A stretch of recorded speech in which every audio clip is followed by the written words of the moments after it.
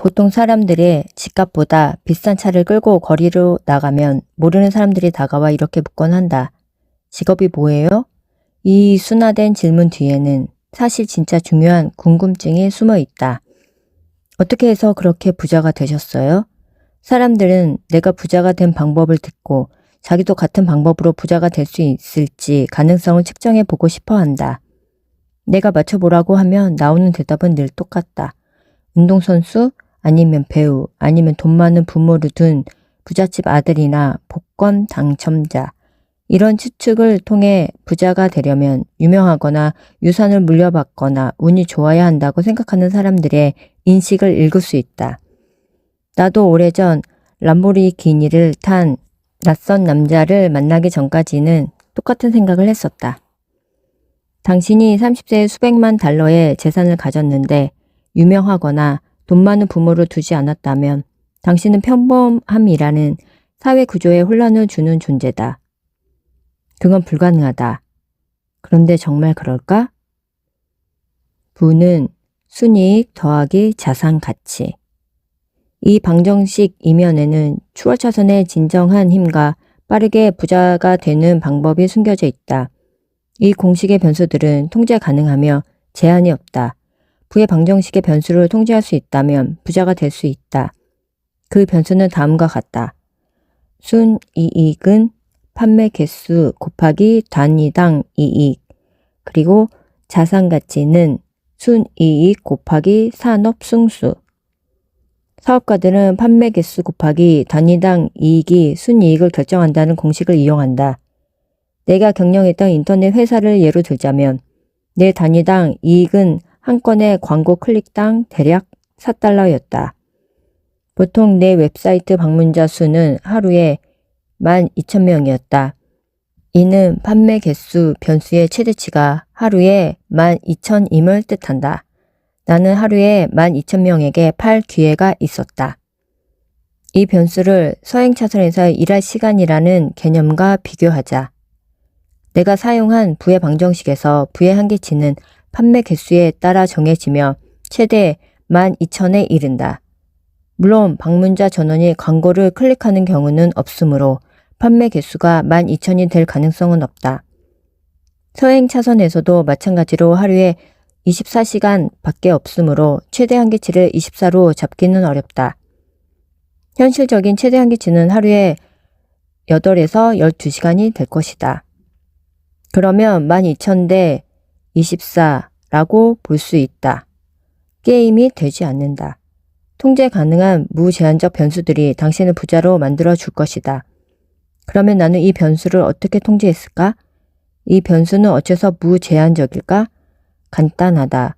내 웹사이트에 방문자들이 광고를 클릭하는 비율은 12%였다. 나는 이익을 늘리고 싶다고 상사의 사무실에 찾아가 임금 인상을 요구할 필요가 없었다. 대신 내게는 활용할 수 있는 여러 가지 무기가 있었다. 1. 광고 클릭 비율을 올려서 판매 개수 늘리기. 광고 클릭 비율을 12%에서 13%로 1%만 올려도 하루에 480달러를 더 벌 수 있었다. 한 달로 치면 14,400달러에 이른다. 웹사이트를 개편해서 비율을 15%까지 올리는데 성공하면 한 달 수입을 43,000달러 넘게 올릴 수 있다. 2. 웹사이트 방문자 수를 늘려서 판매 개수 늘리기. 이익을 늘리려면 방문자 수를 늘리는 방법도 있다. 웹사이트 방문자 수를 12,000에서 15,000으로 늘리고 클릭 비율을 그대로 12%로 유지한다면 수익은 하루에 1,440달러, 한 달이면 43,200달러 증가한다. 그럴 리 없다고? 실제로 그랬다. 어떤 날에는 하루 방문자가 2만 명을 넘기도 했으니 말이다. 3. 단위당 이익 늘리기. 웹사이트가 제공하는 서비스의 부족한 부분을 찾아 개선하고 질을 향상시킴으로써 서비스 가격과 단위당 이익을 늘릴 수 있다. 단위당 이익을 4달러에서 4달러 50센트로 늘리면 수입을 하루에 8,000달러에서 1,800달러로 늘릴 수 있다. 한 달로 치면 수입이 84,000달러 느는 셈이다. 통제력을 갖는다는 건 멋지지 않은가? 이상은 내가 돈을 벌기 위해 선택할 수 있는 방법들이었다. 나는 단위당 이익과 판매 개수라는 두 가지 변수를 합리적으로 통제할 수 있었다. 다음으로 내가 사용한 부의 변수가 사실상 무제한적으로 늘어날 수 있다는 사실에 주목해야 한다. 위의 각 방법은 사업의 작은 부분만을 통제했을 경우에 기대되는 결과이며 실제로 방문자 수의 최대치는 하루에 12,000명이 아니라 5만에서 10만 명에 육박했다. 단위당 이익 역시 조정 가능했다. 가격을 올리거나 새로운 서비스를 도입하는 실험을 해볼 수도 있었다. 한 번은 비용을 전혀 들이지 않고 새로운 서비스를 도입한 후 그 프로그램에 대한 대략적인 설명을 광고주들에게 이메일로 보낸 적이 있다. 몇 분 만에 나는 매년 지속적으로 수천 달러의 수입을 더 올릴 수 있게 됐다. 내가 그 일에 투자한 시간은 거의 없었지만 결과는 계속해서 축적됐다. 최고 한계 속도는 최고 기대 수입. 위의 예시는 어째서 나는 돈을 벌고 다른 사람들은 그러지 못하는지 그 이유를 잘 드러낸다.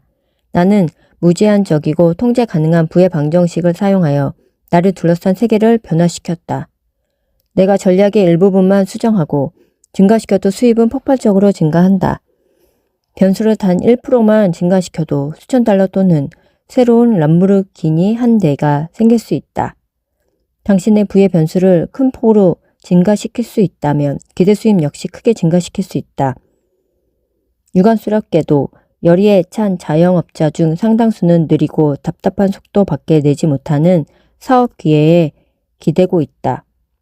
예를 들어 핫도그 카트를 끌고 거리에 나가 핫도그를 판다고 치자. 핫도그를 만들어내는 속도를 급속도로 증가시킬 방법은 없다. 당신이 도달할 수 있는 목표는 낮은 한계치에 가로막혀 있으므로 당신의 부의 변수는 제한적이다. 하루에 몇 개의 핫도그를 팔 수 있을까? 40개, 100개, 집으로 달려가 아내에게 여보, 나 오늘 핫도그 2만 개 팔았어 라고 자랑할 수 있을까? 그런 일은 절대 없을 것이다. 다시 말하지만 핫도그의 사례 역시 내재 가치가 지닌 24시간이라는 장벽과 일맥상통한다. 부의 방정식에 작은 수만 대입할 수 있다면 평범함이라는 답이 나올 뿐이다. 추월차선 부의 방정식을 이용하려면 최고 한계 속도를 얼마든지 늘릴 수 있는 추월차선 사업에 뛰어들어야 한다. 제한된 숫자는 부를 제한한다. 해리슨 그룹이 3,000명의 500만 장자를 대상으로 진행한 조사 결과 이들 중 대부분은 일정 기간을 두고 목돈을 벌어들여 지금의 재산을 이루었다고 한다. 여기서 반복해서 언급할 가치가 있는 단어는 목돈이다. 이들은 40년 동안 월급의 10%를 저축하지 않았다. 목돈은 자산 가치의 다른 표현이다. 게다가 이들 중 80%는 자영업을 시작했거나 작은 회사를 폭발적으로 성장시켰다. 폭발적인 성장 역시 자산 가치의 또 다른 표현이다. 이들 중 누구도 편하고 안정적인 직장을 다니지 않았다. 부자들의 주요 부증식 방법의 핵심은 다음과 같다. 값어치 있고 통제 가능한 자산. 추월차선의 부의 방정식의 두 번째 항은 자산 가치가 차지한다.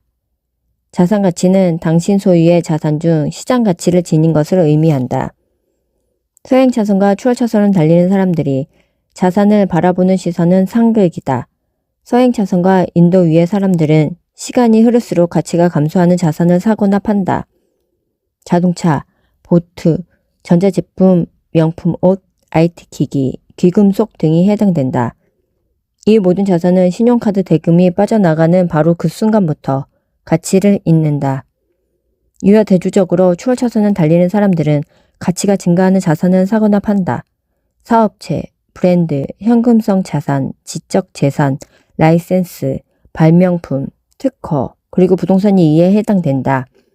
추월차선 부의 방정식과 깊은 관련이 있는 자산 가치의 힘은 거의 무제한 수준으로 변수를 늘리는 능력에 달려 있다. 부자들은 자산 가치를 배가하고 가치가 오른 자산을 시장에 파는 방식으로 부를 증식한다. 24세의 실라일트는 바이러스 등 컴퓨터 오류를 해결하는 이동 기술자가 되기 위해 회사를 그만두었다. 처음에는 그녀가 사는 도시 내 사업을 운영했지만 규모가 커지면서 더 많은 기술자를 고용하게 되었다. 그리고 곧 사업이 폭발적으로 성장하고 수요가 많아져 다른 도시로까지 진출했다. 몇 년 안에 실라는 27개주에 지사를 둔 사업체의 경영자가 되었다. 그녀는 기술자에서 시스템 운영자가 되었으며 그녀의 회사는 290만 달러라는 놀라운 수익을 냈다. 그렇게 회사가 수익을 내는 모습을 지켜본 후에 그녀는 회사를 큰 규모의 컴퓨터 생산업체에 2,400만 달러를 받고 매각했다.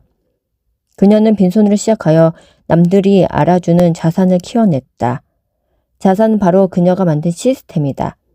그리고 이제 3천만 달러의 자산가가 된 실라는 더 이상 일하지 않는다. 위의 이야기는 자산 가치를 이루는 두 개의 변수를 잘 설명해 준다. 자산 가치는 순이익 곱하기 산업 승수. 지속적으로 수익을 내는 자산을 보유하고 있다면 현재 시장 조건에 의해 좌우되는 산업 승수가 그 자산의 가치를 결정한다고 볼 수 있다. 당신의 자산을 사고자 하는 사람이나 기업체는 그 자산의 가치를 자산의 순이익과 산업 승수의 곱으로 계산하여 가격을 지불할 것이다.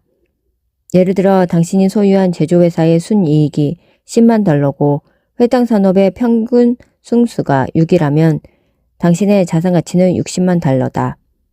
산업 승수는 경제 상황 및 산업 부분의 기폭에 따라 큰 폭으로 변동 가능하다. 승수 개념에 대해서는 많이 들어봤을 것이다. 공개 시장에서 거래되는 주식의 경우 각 회사의 주식 가치를 계산하는 승수는 주가 수익률, 즉 PE다. 한 회사의 주식이 주가 수익률의 10배 가격에 거래된다면 투자자는 그 회사를 10배 가격에 사고자 할 것이다. 주가 수익률은 규모가 작은 유한회사든 규모가 큰 공개 기업이든 관계없이 중요하다. 당신 회사의 가치는 해당 산업 내에 주관적으로 평가되는 주가 수익률에 따라 평가된다. 예를 들어 내가 운영했던 인터넷 회사의 경우 산업 승수는 2에서 6 사이다. 임의로 4라고 치자. 그러면 내가 순이익을 증가시킬 때마다 내 사업체의 가치는 최소 4배, 즉 400% 증가한다. 400%다. 오늘날 금융시장에 나와 있는 어떤 상품에 투자해서 400% 이익을 볼 수 있겠는가? 400% 이익을 볼 수 있는 뮤추얼 펀드가 있는가? 오늘날이 아니라 미래에도 존재하겠는가? 그야말로 당신은 놀랄 만큼 큰 돈을 벌어들이는 도구를 손에 쥔 셈이 된다. 당신이 한 다국적 기업에서 3년째 일하고 있는 엔지니어라고 가정해보자. 당신은 이제까지 수입의 10%를 꼬박꼬박 뮤추얼 펀드에 투자해 매년 평균 8%의 수익을 보았다. 그럴 경우 당신은 부증식 비율은 8%다. 이번에는 직장을 그만두고 3년간 경험을 쌓은 뒤 의료기기를 제조하는 회사를 설립하려 한다고 가정해보자. 당신은 시장 규모가 1,600만 대쯤 될 거라고 예상한다. 의료기기 제조 산업의 평균 산업 승수는 17이 넘는다. 부증식 비율 범위 내에서 당신은 17배, 즉 1700%까지 부를 늘릴 수 있다는 뜻이다. 즉, 당신의 부증식 비율은 1700%이다. 이 예시를 조금 더 발전시켜보자. 사업을 시작한 후 6년이 지나 당신 회사의 순수입이 연간 120만 달러에 이르는 지점까지 회사를 성장시켰다. 즉, 당신은 이제 한 달에 10만 달러를 벌고 당신 회사는 약 1840만 달러에 이르는 가치를 지닌다는 뜻이다. 당신은 계속해서 사업을 키우고 현금 유입을 늘리거나 아니면 현금화를 시도할 수 있다. 서행 차선과 추월 차선에서 선택할 수 있는 부증식 방법을 비교해 보자. 만약 엔지니어 신분으로 남는다면 다음 부증식 방법을 선택할 수 있다. 1. 내재 가치를 높이고 상사가 월급을 올려주기를 희망한다. 2. 회사가 당신을 자르지 않길, 그래서 월급을 계속 받을 수 있길 희망한다. 3. 월급의 10%를 뮤추얼 펀드에 넣고 앞으로 40년간 8%의 수익률이 나길 희망한다. 반면 의료기기 회사를 설립한다면 다음에 부증식 방법이 있다. 1. 당신이 판매할 수 있는 의료기기 수, 즉 1600만이라는 수치 외에는 거의 제한 조건 없는 기대 수입을 증가시켜 순이익을 늘린다. 2. 1700%라는 산업 승수를 활용해서 자산 가치를 늘린다. 3. 자산 가치를 현금화하여 서류상에 돈을 진짜 돈으로 바꾼다. 이 집 왜 똑같은 30세라도 누구는 5천만 달러를 벌고 누구는 13,000달러를 버는지 이해가 가는가? 추월차선 세계에서는 1700%와 수백만이라는 숫자로 게임을 하지만 서행차선의 세계에서는 8%와 40이라는 숫자로 게임을 한다. 추월차선 여행자들은 통제하고 서행차선 여행자들은 희망한다. 순이익을 성급하게 좇으면 돈을 버는 과정에서 양면 공격을 당할 수 있다. 자산 가치는 순이익에 달려 있으므로 순이익을 증대시키면 동시에 자산 가치도 평균 산업 승수를 곱한 만큼 증가한다. 물론 그 반대도 가능하다. 당신의 회사가 경영 부진으로 순이익의 감소를 보기 시작했다면 자산 가치 역시 함께 감소할 것이다. 내가 회사를 다시 사들였을 때 지불한 금액은 25만 달러였다.